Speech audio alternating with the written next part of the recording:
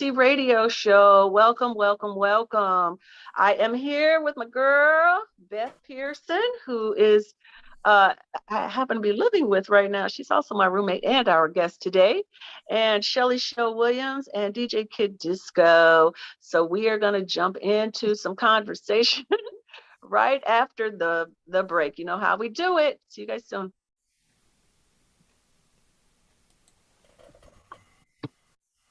Maybe. It's the PPC Radio Show, hosted by Cinda Williams, co-hosted by Shelly Shell Williams. Music by DJ Kid Disco on the Grown Folks Radio. Yo, yo, yo, yo, yo, yo. WGFB FM Radio. So are you ready? How it used to be. Something for everyone. 24/7, 365. After these messages, we'll be right back. The COVID. Cinda Williams here, and welcome to the Grown Folks Radio World. Wednesday afternoons from 2 to 4 Eastern, I host the PPC Radio Show with Shelly Shell Williams. Hey everybody, it's Shell Williams, Philly's Oprah. We got some important stuff to talk about. Fridays at noon Eastern, I present the PPC Podcast. It drops on Spotify, Anchor, Apple Podcasts, iTunes, and many more. Please join me for real talk, great guests, lots of laughs, and powerful, fresh conversations So low, my that can hands fill are all in your the thing, and it self-help looks really treasure off. chest with gems. Listen, you only think you know Cinda Williams, co-host of the PPC Radio Show and the Melanated Morning Show. You've seen her in films with some of the GOATs. You may have even heard her sing her way to the top. You don't have to judge the book by its cover. You can get the book and read it cover to cover. I'm talking about Pink Panty Confessions by Cinda Williams, available in paperback and digital format in all good bookstores. I would probably look in Amazon. Pink Panty Confessions, the book. The COVID-19 vaccines can be our chance to get back to our plans, who we are, what we miss, to get back to each other, to life. But it's okay to have questions, like, how were the vaccines tested? In rigorous clinical trials among adults of diverse backgrounds. Can the vaccines give you COVID-19? You cannot get COVID-19 from a vaccine. Why should I get vaccinated? Protecting yourself also helps protect the people around you.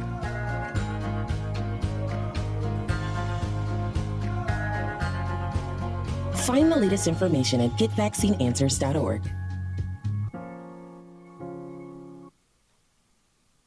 Hey everybody, it is Shell Williams. Hi, this is Cinda Williams, and I am so blessed to tell you about a new book on survival called Faith, Failure, Success, Volume 2, Surviving the Storm. Erica Summers, Martha Chavez, Latricia Rice, Nicole Reed, Vania Hudson, and I have come together to share our deepest challenges and how we overcame. Please check it out on Amazon.com and wherever books are sold. Amazon is hiring near you.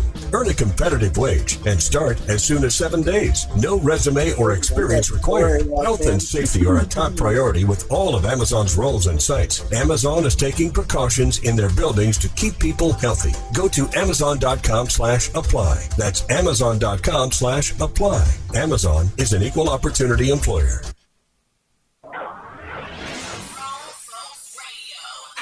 WGFB FM Radio. So are you ready? How it used to be. Something for everyone. 24/7, 365.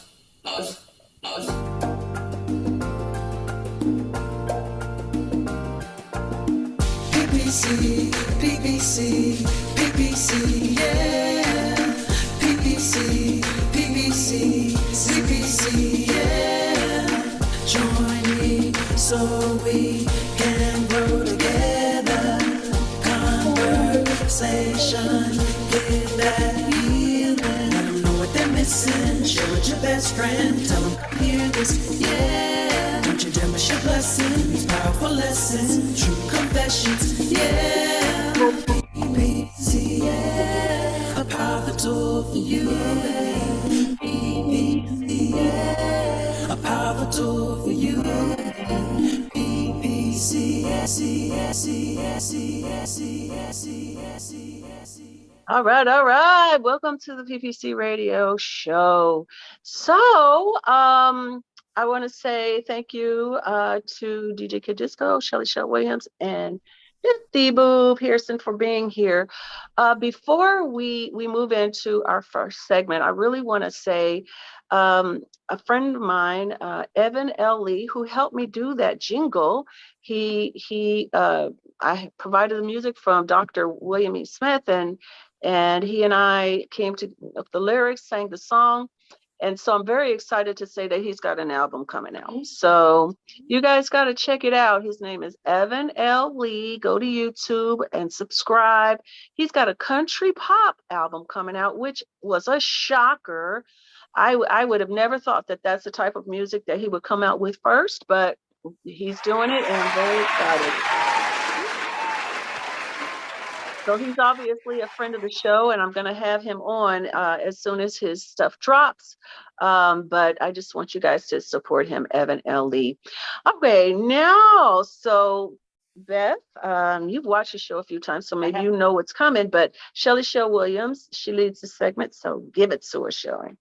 Before I even start, we have to say happy birthday, Cinda. Yay! Happy birthday. Well, I won't sing because you're the singer. So happy birthday to y'all.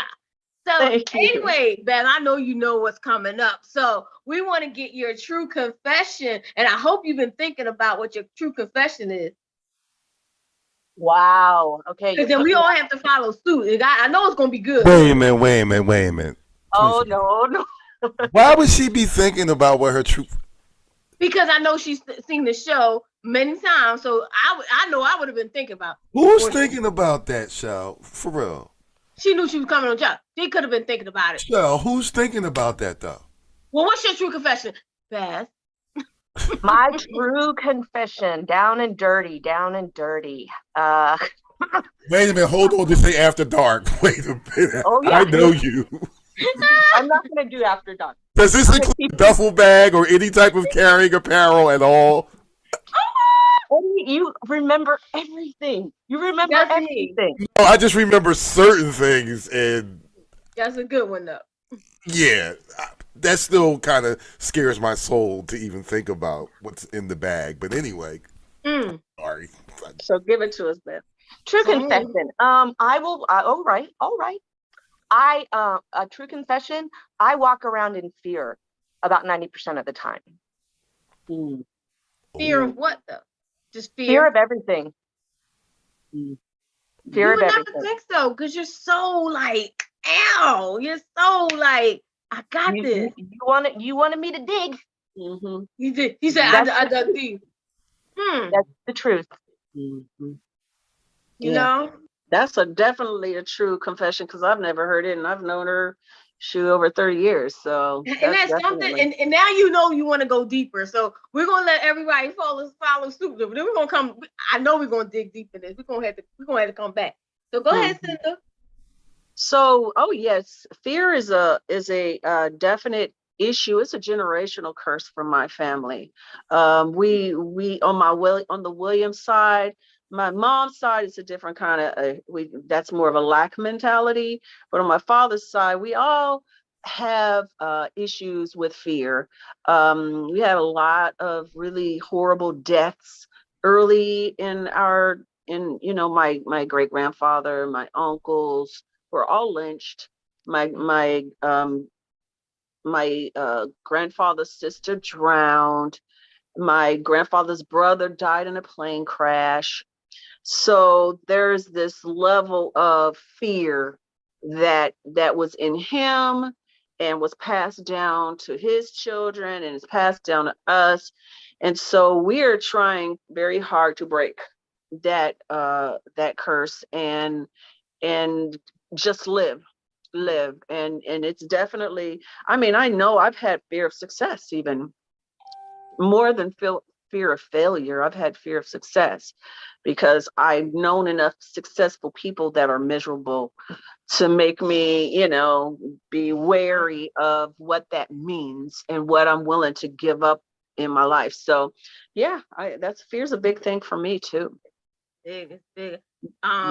Should I go or are you ready, Disco? No, you already said that I was always from now on. I go last because I'm just so stupid. Oh, okay. I didn't know whether you had a humdinger, but well, I always fear. do. I know. Fear. Let's think fear. Fear has kept me from so many things. Fear has kept me from making money, getting on stage. No one knew I had stage fright. I couldn't get on stage. I wouldn't host different events because I was afraid. I host now in fear. So I get there and people think, oh, she's got it together, but I am shaking in my boots the whole time thinking I'm not good enough. It's not. So I'm with you. Fear has held me back from so much, but we break in fear. I'm not going to stay in it. I do it afraid no matter what. I'm doing it shaking no matter what. Even if I'm messing up, I'm going to do it anyway. So fear is big. Fear is big for us. So let's see what Disco's going to say. I fear not having weed. Is that what it is? I fear not getting that next smoke coming up. The earth. But speaking of weed, I just had that fear this week. Okay, let me set this up. All right. Y'all know I do my sabbatical. I'm going to just call it that, extracurricular.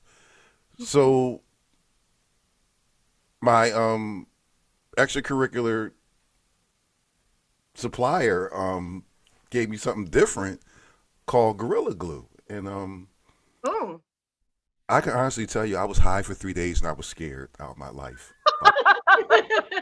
By Sunday I was terrified. I'm like, okay, not only was I like ha on some Cat Williams, like I was like swimming, and I was watching this commercial and I started crying because everything worked out with the breakfast bars. And I was really afraid that they weren't going to be able to listen. The struggle was. The struggle was real, right? It was real. So Vaughn, we've had a few mentions. I've got to say something. So Vaughn said, "Did you ever consider smoking again?" Are you kidding, Vaughn? Are you kidding? Never smoking again? Could you imagine him never smoking again? No. For the record, I'll never smoke Gorilla Glue again. Okay. Alone. Without friends around to bring me down.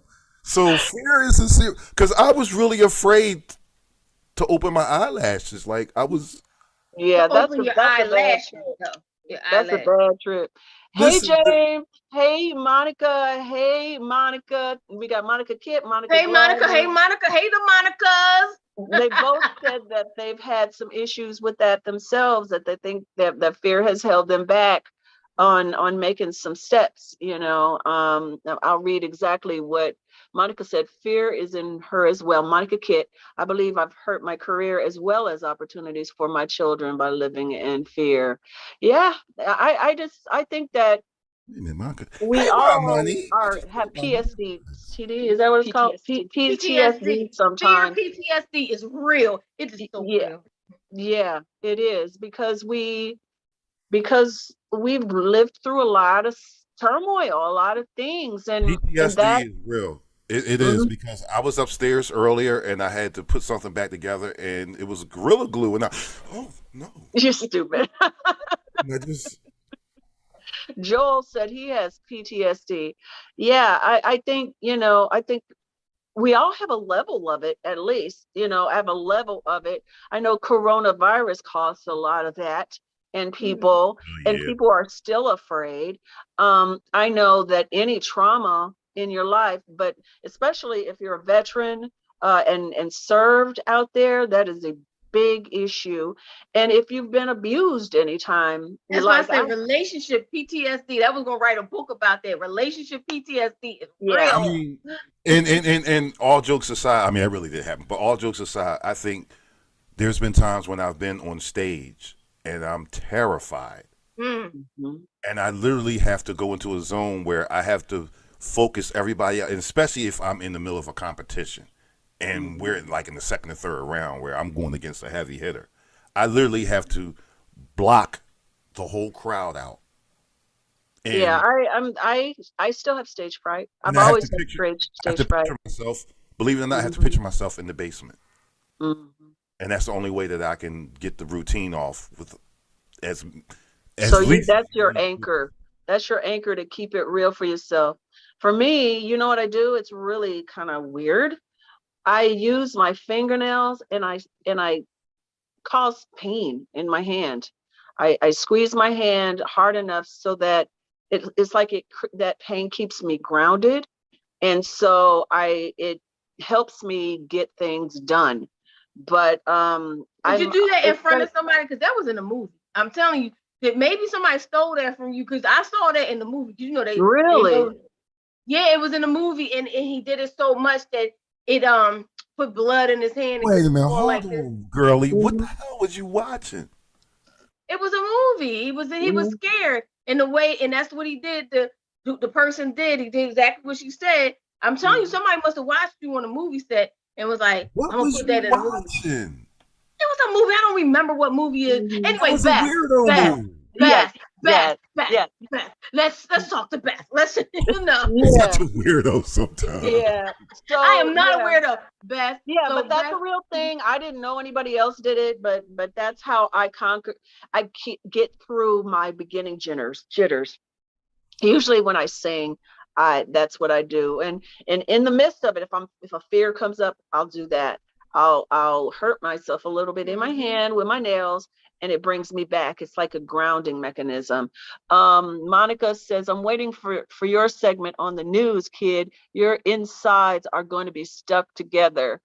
And then Vaughn says, fear of committing to the wrong woman or getting the wrong woman pregnant. That's a fear. That's a fear of getting the wrong man is a fear too. Look at that. Wait a minute. Back on. Hi, Tracy. Tracy said that fear held her back also.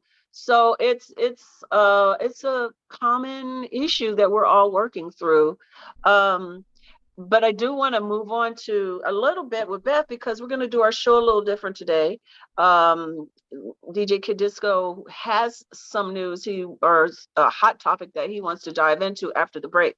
So you guys, this is my girl. She is a phenomenal mother, and I focused this month on mothers of different type, and she has one child.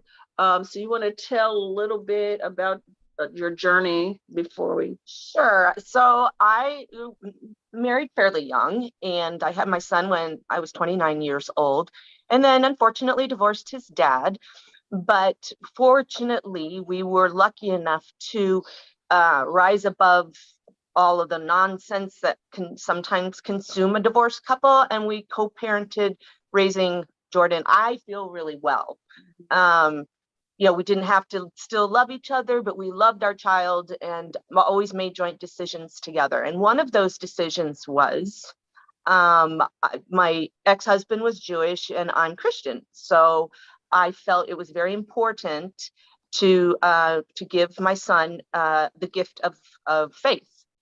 I didn't want him to be a child that was raised in both religions, and then when he grew up, he could go ahead and choose himself. I felt strongly that I wanted him to have that foundation of faith.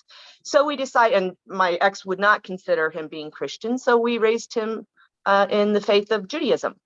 And he is very grounded in that. He had to convert because I'm not. So he had to go through conversion, and then he went through his bar mitzvah, and he is very grounded in that faith. Now, he may choose to throw it all out as an adult, but that being said, I felt very strongly that I wanted him to be raised with some type of very strong foundation in a faith. I thought that Jewish men could not marry non-Jewish women? If you're an Orthodox Jew, yes, the woman would have to convert. She would have to convert. He's conservative Jew. Aaron was a conservative Jew, so he could marry anyone he wanted.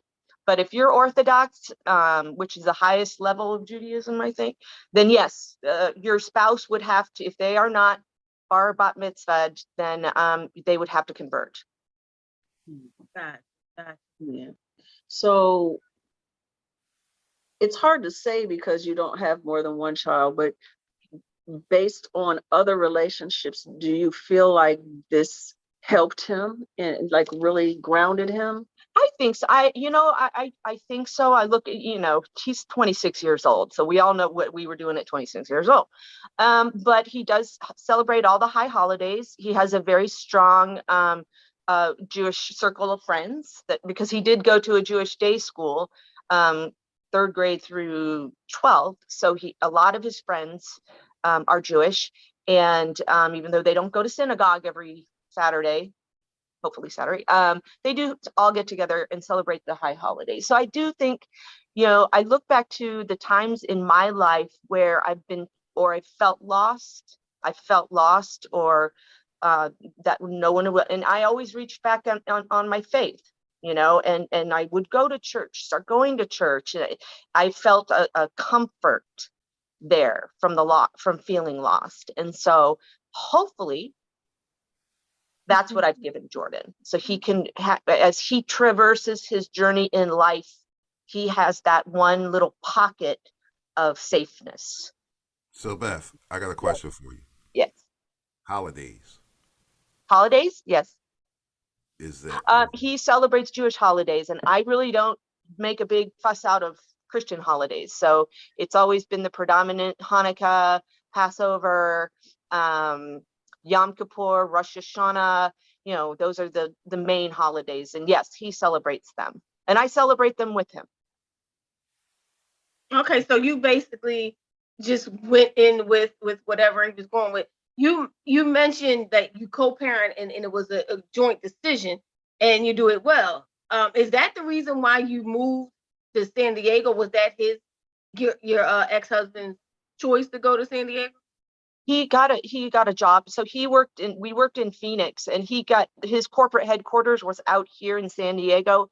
And I think that was really Aaron's last stop was San Diego. That's where he really wanted to be. So when a corporate job opened up, yes, he got that job, and we moved the family out here. Cool. Just wonder, because I was like, all right, it seems like that you had to pick up your life and move, for the family. You seem like you made a lot of sacrifices for raising your child. Yeah, well, I think I made a lot of well, yes, it was a give and a take, but moving from Phoenix to San Diego, okay, I'll go to San Diego.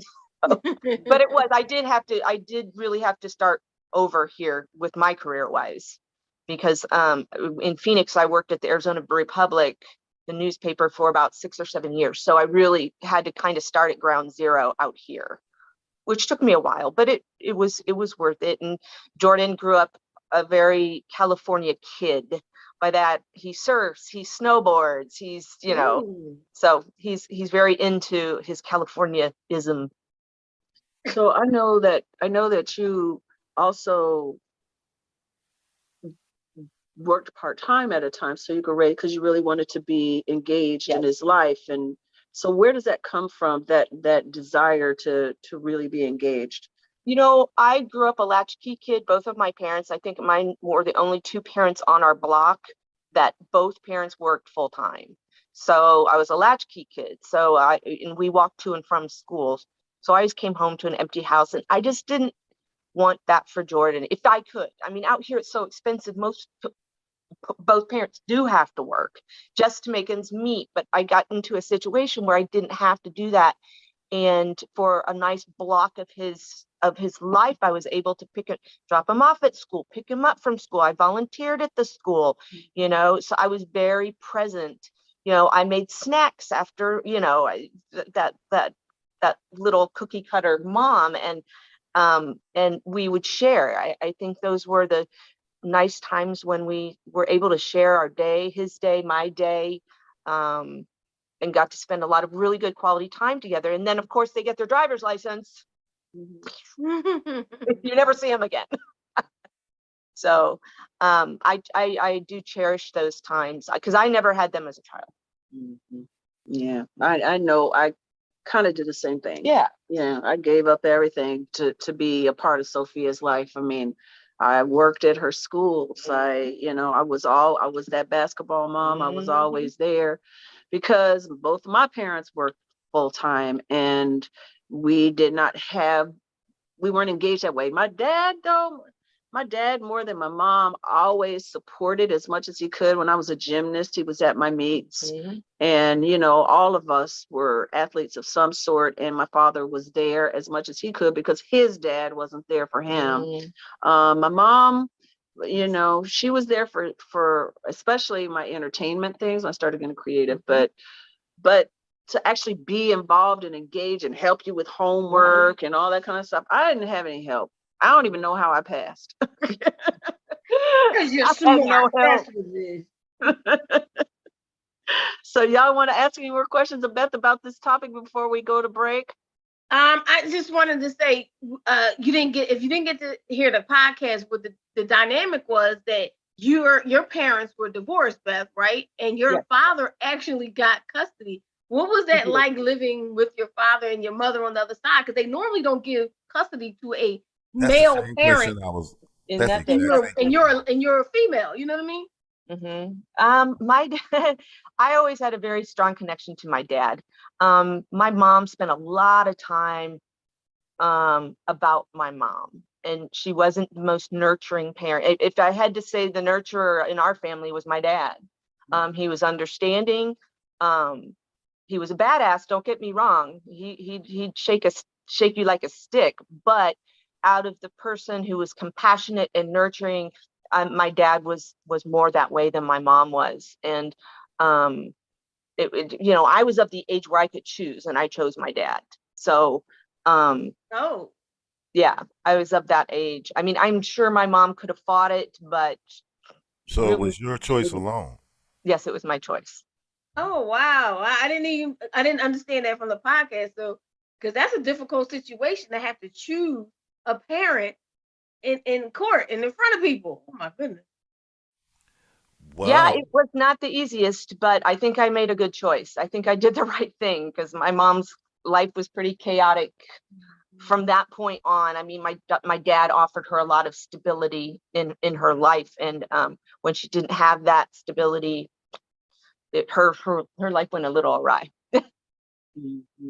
So Vaughn asked, are you sad that your son didn't get to grow up Christian at all? Oh no, not at all.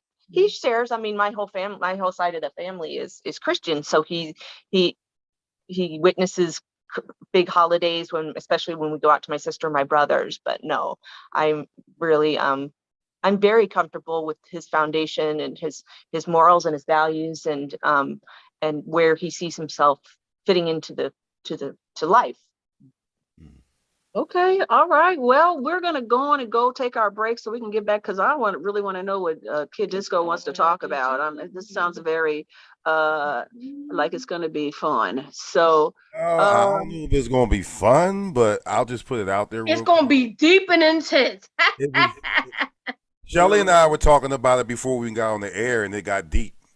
Okay, well let's get to it. Let's make a quick break and get back to this juicy stuff. Thank you guys for listening in. Stay with us.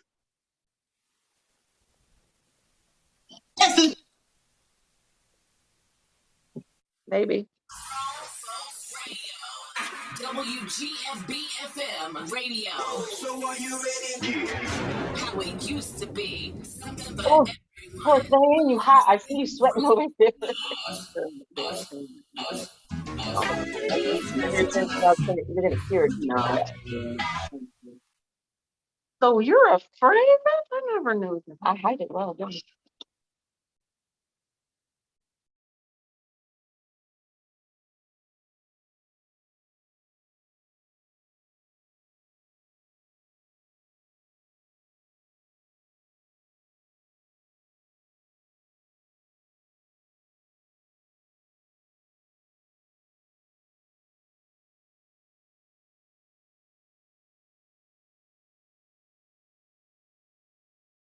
I can't hear anything.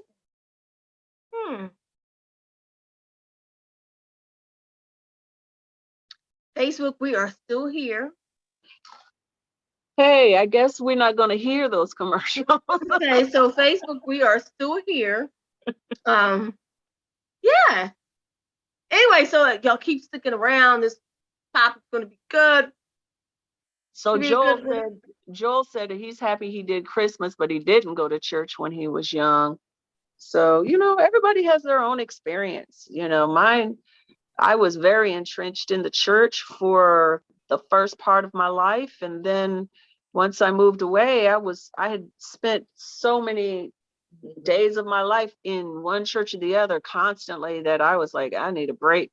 But I didn't take away my faith or my foundation. And I love community, but I just haven't lived anywhere long enough to build a community. I really, man, I hope this second half of my life, or however long it is, I find some stability somewhere. I am so tired of floating. I really am. But do you know what you want? Do you know when you I say know absolutely what I want. No, do you know where? Where? That is what I don't know. That's what I meant to say, where. I just know that, I want, if my family stays in the Midwest, I definitely want a place in the Midwest, a lake house in the Midwest. In the Midwest? Huh? I said in the Midwest. Yeah, in the Midwest, because they're there. If they weren't there, it'd be wherever they are. It would be, if they moved to the Carolinas, or they moved east, or they moved west, wherever they moved is where I would want that to be. Because I know my experience lately has shown me that I really love to be near people that I can just, walk to their house, or, jump in a car and say, hey, what's up? Or come over, let's hang out. I like community that way.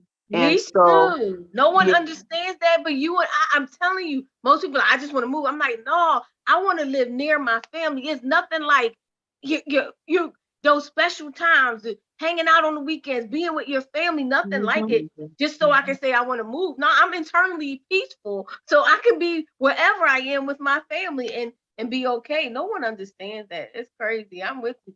So Yeah, how it used to be. Something for everyone. 24/7, 365. Yeah, welcome back to the PPC Radio Show. We were just kind of talking on Facebook. We didn't hear the commercials, so we were just talking about, where you live and what you want to do. And Monica said that her dad was Muslim and she was raised in a Muslim home. Her mom was Catholic, but while married to her dad, she converted. And Joel said his happiness is out of Philadelphia. Yeah, I know, Joel. You moved a long time ago, ain't never come back. But see, I lived other places for most of my life, adult life. I was in California, whatever. And when I took my daughter back, I knew, even though I'm not honestly a huge fan of winter, and especially Chicago winters, if my family is there, I want to be there. I might have a separate home somewhere else too, where I go, where the winters aren't so bad, if I ever have a partner again, whatever. But I always want to have a place so I can come back home and be with my family. But is the majority of your family in, because your family is spread out too? You have family in Texas too. So couldn't you go there too? I would love to be there near my brother, but the majority of my family is in Chicagoland. And my sisters, as close as I am to my brothers, my sisters are the ones that I feel like in my spirit that I'm supposed to be near, and I'm supposed to be near to help with their children. They're both single moms at this point, and all the help they can get, they need. So I feel like I'm being led to participate in the raising of my nieces and nephews. I only had one. My life is pretty fluid, so I think that God told me I felt that I'm supposed to participate in the raising of my younger nieces and nephews. Hi, Earl. Hey, Earl. James said where I live, it's a pretty close knit group. Some of his neighbors are like family. Yeah, yeah. James has a very close kinship with his neighbors so if you have that, like right now, I don't know anybody but Beth, and Beth is working all the time and she sees her partner all the time. I'm by myself most of the time. If I was close with my neighbors and all of that, maybe it'd be different, but yeah, I don't know about the neighbors thing. I need to be closer to my neighbors. You know how you go to vote and the people, the lady said, you live on this street? I said, yeah. She said, so do I. She said, you must never come out. I said, maybe I don't. No, I said, because she said, I've never seen you. I said, you ain't gonna see me either. Right. Yeah, I wish I was close to my neighbors, but they're not the most outgoing people either. So here we are. All right, kid, let's do it. We got 22 minutes. Let's go. What's up? You know what? First of all, real quick, something about fear just came to my mind. Real quick, 2-minute story. Cece, remember when you were here in Philly and we went to the DJ thing? Yeah. Remember when we walked in? Do you remember what I said to you? No. Because of the lighting, I said, remember I whispered in you, I said, Cece, I don't think I'm going to be able to do this. I can't see. And I remember I wound up doing exactly what I just described. I blocked all of y'all out. And it worked. And he killed it. Yep. You were. I do remember your fear because you were having some major issues with your site at the time, and the DJ Cafe was down below. You had to climb down there, walk around all this equipment. It was very scary, but you did it and you killed it. You did so well. So it ain't nothing like it when you have, because everybody has fear, but if you can get past that fear, that is so special. That's a very special thing. You gotta do it afraid. I'm telling you, until afraid is no longer. Like the more you do it, the more you participate, the more you get out there, it becomes, listen, I'm speaking it into existence. I don't want the fear to hold me back, because I could have made a lot of money hosting some stuff. Shoot, I wish they'd offer me those jobs, girl, because I love hosting. It's one of my favorite things to do. You know how you get the jobs, and what I realized is you put it out there. You put a flyer and said, here's my services, hosting this and that, and then people, because some people don't know what you do. They don't even, now if they don't know that, I promise you can host them. You put it out there and you put like here's a picture, and then put the services, host your event, and then you put book me, then put a booking email or something to Booksender for hosting, They'll girl, I'm gonna do it, because I honestly, I have stage fright when it comes to singing. I have stage fright when it comes to acting on the stage.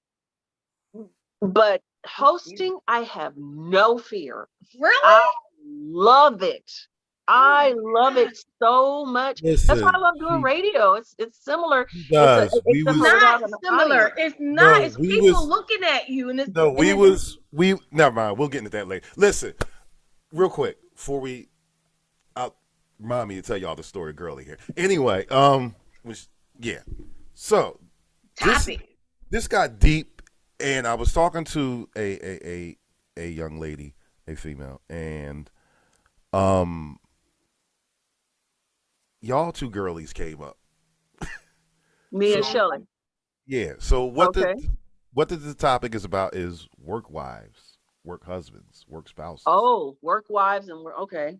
Oh. Because I was actually when I was talking to this person, I was actually right in the middle of solving our issue, Cece, that we talked about. Right. Oh man, I don't know. And then I was like, well, I know how she is. I know what she's going to say. I know exactly. And you did. You said exactly what I knew you was going to say. I know what she's going to say. I know her. She's my work wife. And the person was like, does your wife know that?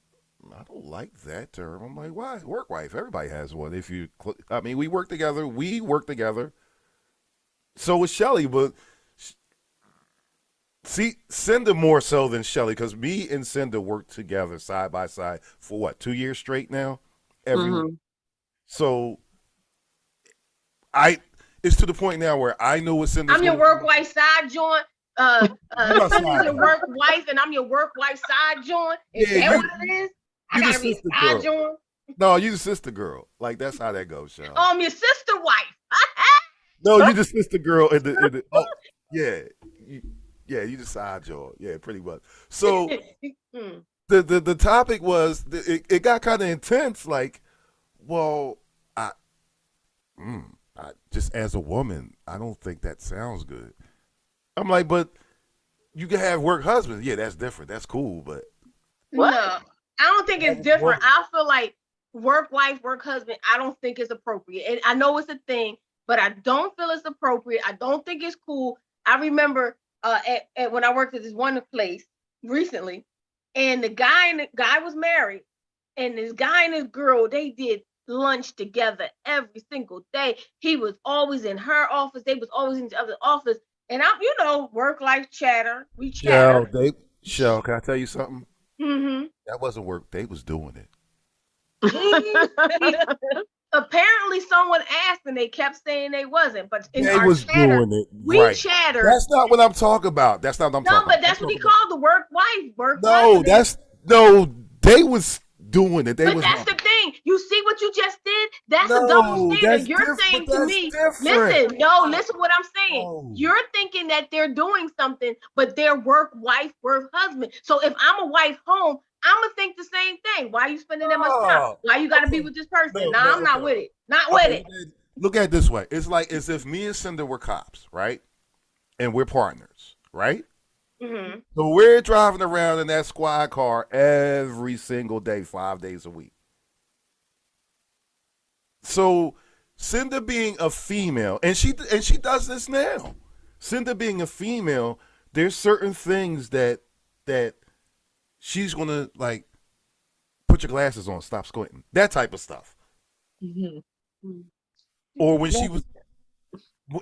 When we're physically, that naggy stuff, right? When we're physically together, she'll just automatically grab my. I can see. No, you can't. Stop. No, you can't. So she's got to grab your arm. She's but the one. But do you understand what I'm saying? Like, but I don't. Cinder, I'm asking you. I'm saying that you're comparing apples to oranges.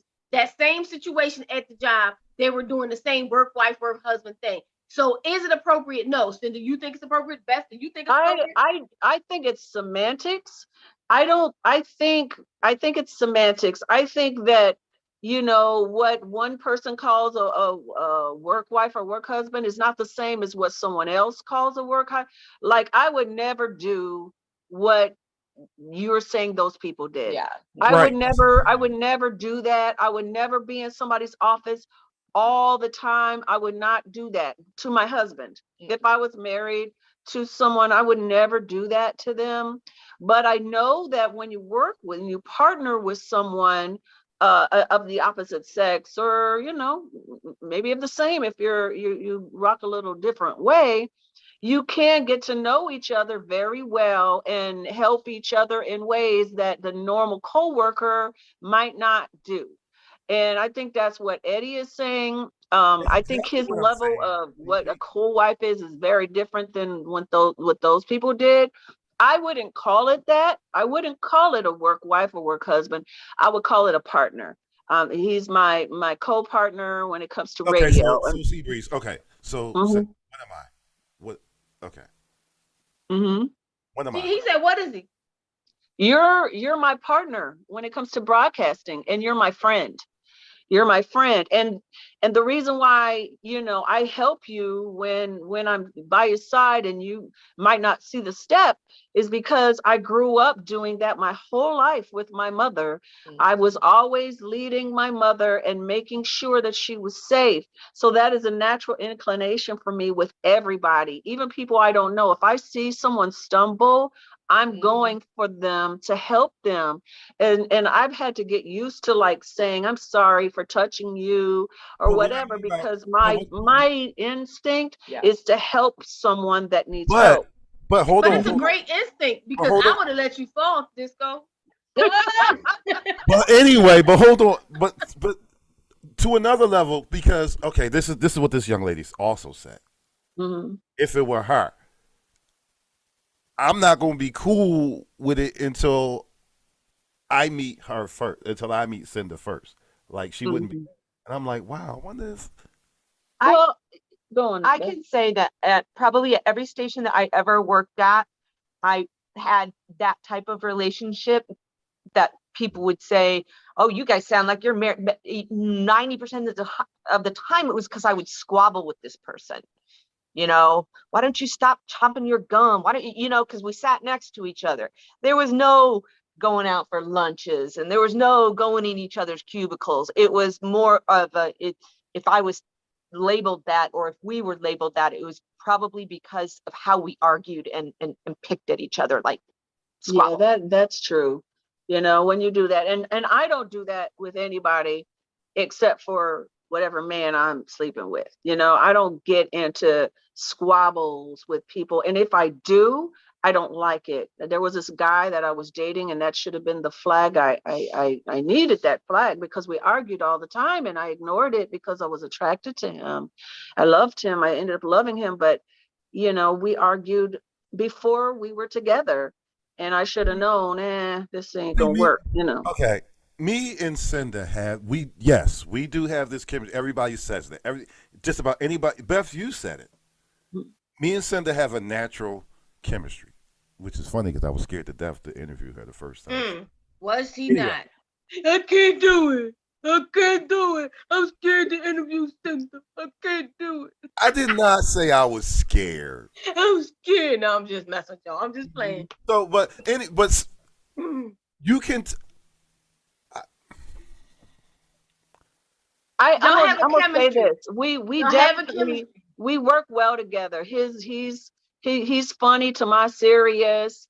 He's he thinks outside the box in ways I don't. We work really well together.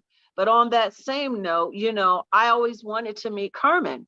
I always wanted to meet Carmen because I don't want there to be any confusion with anybody that this is my partner in work and my friend. I care about him like a little brother, not anything more than that. He is my friend that I happen to work really well with. And honestly, I crave a relationship like this with a woman. I want to work with people closely, but it just hasn't happened that way with a woman yet. So hold on. I gotta do this. Let me flip the script. Sure. Work husbands. It's the same difference. It's the same difference. It's the same. I mean, Keith and I worked together. Keith Howard. I only worked with men. We were close, closer than close. But I would have never called him my work husband. Plus, I was never in a real serious relationship. Let me not say that out loud. I guess I was in some relationships. Let me not say that. Oops. But anyway, the point is, I would never call him my work husband, and I wouldn't blur the lines. But what I do see is between Cinda and I, right? I feel like women would be more intimidated with Cinda being the work wife as opposed to me, because women never seem to be intimidated by me. I believe because I'm a plus size woman. All those guys that you were dating, that you have dated. You see, with the exception, hold on. With the exception of the, I didn't mean it like that. He said, all them guys you was dating, yo. Sorry, y'all. That was a joke. I wasn't dating nobody. Okay, I'm going all the way. You know what, Sal? I can't. See. For those of y'all trying to figure out what's going on with me and Shelly been working together since Urban Expression days. Right, and I wasn't dating no one. I don't know what the hell you. I know you've been trolling me since the Urban Expression days. You do. That sounds more like a work wife to me. See, that's what I'm saying, and it's not that. It's semantics. It's semantics. It's semantics because we're friends. Potatoes, it's like what one person I call a good partnership. Someone else might call a work wife or work husband, but there is, it is strictly, like I said, I try to be friends and love everybody that I'm working with, because love to me makes the experience that much better. But love and romance are not the same thing. There is types of love and romance that are connected, but the type of love I'm talking about is a loving the people you're working with, loving the work that you're doing, so it makes it shine. And it's nothing. It's effortless. I don't have to work at loving people. But what Shelly was talking about, they was doing it. But yeah, that's semantics. You just said but wait a minute. We But don't know what I'm whether saying, they were doing it. We don't know. They were doing exactly what. If that's one the can case, see they was doing it. they were just going to lunch together. What's the difference between them going to lunch together? I went to lunch with my cubicle people. We all had sections. So I was in the advertising department. So the advertising department, we went to lunch every day. They were in the buying department. I don't want to say the buyers. So as buyers, they went to lunch every day. So if we sit there and pass judgment on it and say they was doing it, wait a minute, you made it sound like they was going. They seem this. I'm a chatter. We're work life chatter. I'm thinking they look like they were doing it. They said they weren't. In other words, y'all, let me give y'all the real. You can tell. She was gossiping. They was gossiping. But there's an energy when people, you can tell. I mean, me and Eddie together, ain't nobody saying we together like that.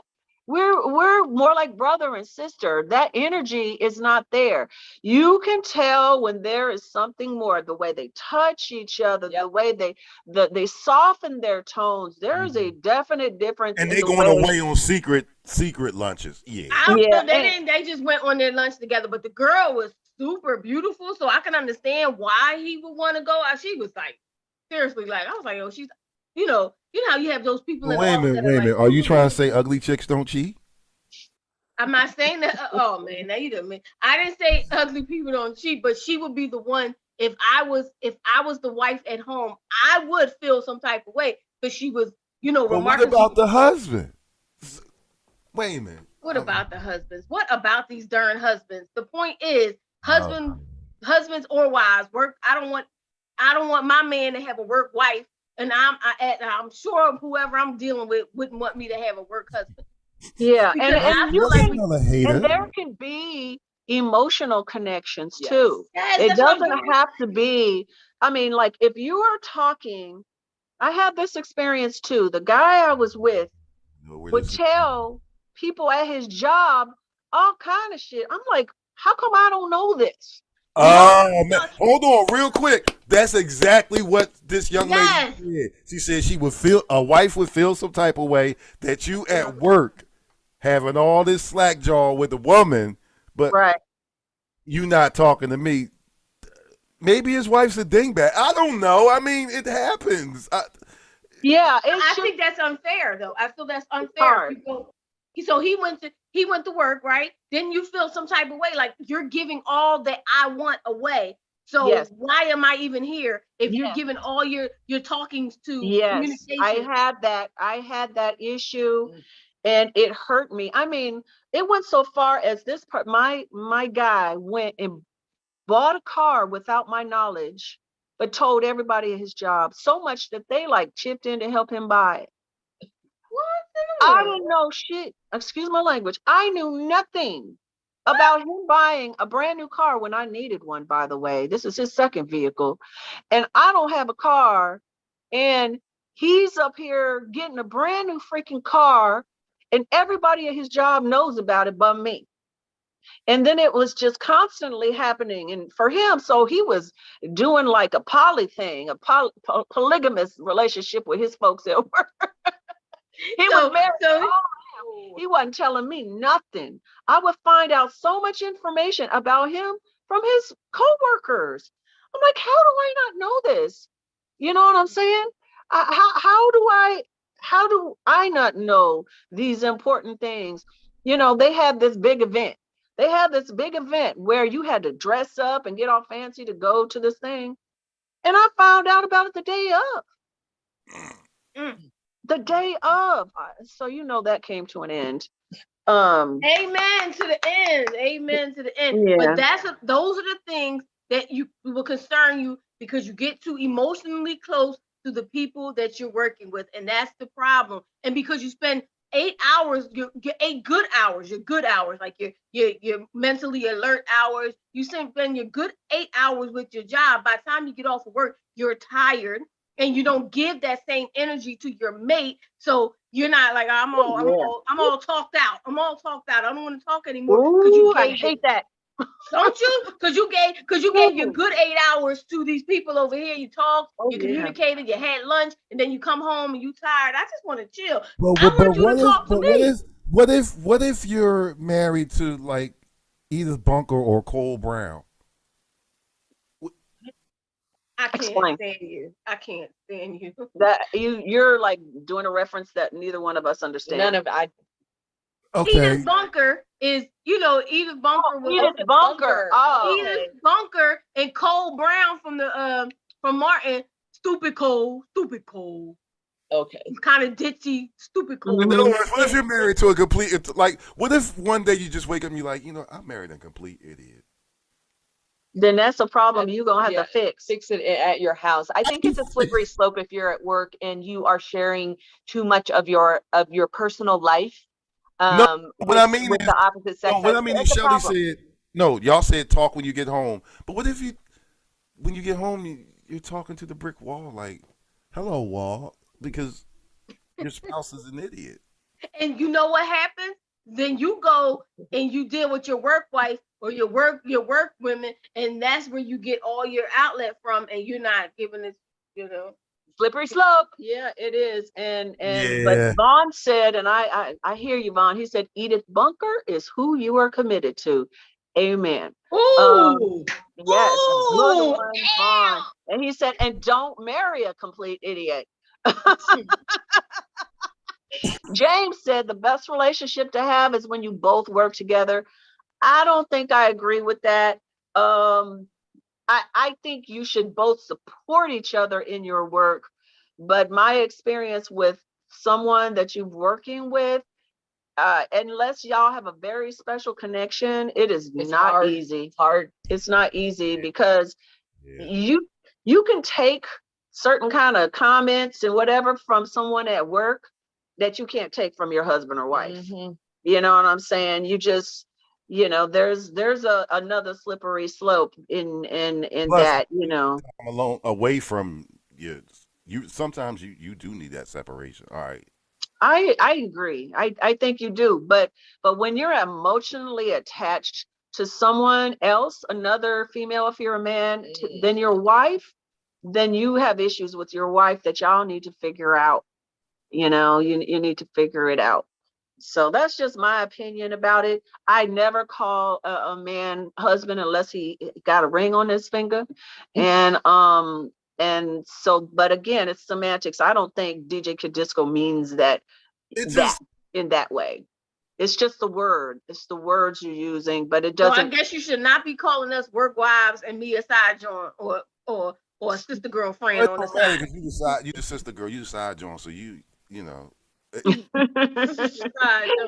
Yeah, but yeah, I would never get in between a man and his wife ever. I didn't mean. I know. I'm not talking about you personally. I'm talking about generally. I respect relationships too much to get in between. If I'm talking with a coworker and it's like super deep and he's talking to me about his problems at home, that is a problem to me. It's a red flag that, it's just, but again, if someone's your friend, not just your coworker, then your friend, then it's different. Then it's different. And then you got to make sure that your friend and your wife or your husband are friends too. Yeah. You got to make sure that the friendship goes all the way around, because. Okay. In closing. Mm-hmm. This is 301. Yeah. Yeah, we got to go. And in closing, that's exactly what she said. In closing, a woman needs to meet the wife or the significant, whoever needs to meet the work. Not just meet, like, no, not friends, just, I'm saying in general. Most women feel more comfortable if they met. Yeah, unless you meet them and you be like, oh my God, look at that. Look, she looking too good. No, I'm not going for it. And then you secretly still become her friend while you're at work. Come on, it's a lot to this. The point is, that's a whole nother show topic because that means real low Yeah, I think the biggest issue is if you're connected that deeply with someone that's not your partner, you need to work on your relationship with your partner, period. Because you all, if you're truly partners, I mean, every partner can't do everything. You know what I'm saying? Like my father used to have issues with my stepmom because she wasn't into all the quantum physics conversations and stuff like that. And he wanted her to be, but she wasn't into that. You know, but she did everything else for him. And I remember him complaining about, I was like, look, daddy, she can't be everything to you. Make some friends. You know what I'm saying? Have some other people that are into. I love quantum physics. Let's talk quantum physics. You don't have to talk to her about everything. But when it comes to emotional matters, then that's another conversation. This is why I hate being around all y'all girls. Because we put some sense into you. No, y'all just being. Anyway, we got. Yeah, let's finish up. We got to go. I know Shelly's always working, so it's best. So she's got to go back to work. So quickly, I'm not sure what's going to happen with my podcast this week. Not sure if it's going to happen. We had some technical difficulties, so I might do a double hitter next week. 2 podcasts come out next week. But I know that we have Anissa Faulkner, who is the wife of Eddie Faulkner, who we had on the show. She is coming on, and she's got an amazing story. I cannot wait for her to share it. And thank you guys for joining us today. So that's what's happening with me. Beth, you got anything you want to share? Just love and peace. Thank you for having me on. Thank you so much, girl. That's this girl Beth. Shelly, got something? No, just follow me on Instagram at Shelly Shell Williams. That's stuff. Okay. And DJ Kid Disco? We got a new show starting next week. The Men's Room. Help me out, Cinda. What's his name? Dr. Oh gosh. His name is Dr. Siddiqui Chibe. Thank you. That's one right, Chibe. And that starts next Tuesday, the 24th at 7 p.m. Sorry. Also, next Wednesday I won't be here. I'll be in New York City, God willing. Okay, I didn't hear what you said, but he said he won't be here next Wednesday. Oh, he's not going to be with us next week. That's okay, because I have a feeling Anissa's got a lot to say, and you would get frustrated because you wouldn't be able to get any words in anyway. And see, the fact is, because she's the work wife, she knows that he gets frustrated. No, she does. No, Shell. All jokes aside, she really does. She does. When I do know you, Eddie. But I know God gave me a gift of discernment from people. So all right. Yeah. All right, everybody, Vaughn, James, Joel, Earl. I think you might have had a question that we skipped over. I'm so sorry. Thank you guys for joining us. Taj Mahal was on there. I don't remember Disco Taj Mahal. He said the era is weird with words and relationships, period, which is true. So the youngster. What up, Taj? Hey, Taj, thanks for joining us. Please come back. It is going to be such an interesting show next week. If you know women with fertility issues or women that have children that extend beyond their womb, please tell them to join in. I think it's going to be a really good show. All right, love you guys. That's a wrap.